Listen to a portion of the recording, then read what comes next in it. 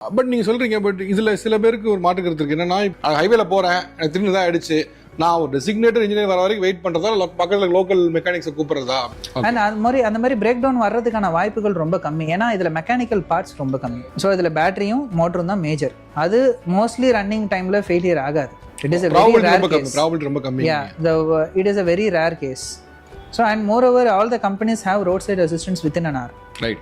அதனால நம்ம கான்செப்ட் என்னன்னா வந்து, இந்தியாவில் வந்து எல்லாருமே சொல்லுவாங்க இதோட ரீசேல் வேல்யூ இருக்கா இல்லையா. நான் என்னோட கன்சர்ன் என்னன்னா, we are into charging stations.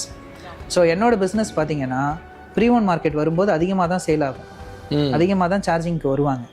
ஏன்னா நினச்சி பாருங்கள், இந்தியாவில் 2% of people only using more than 8 years old vehicle.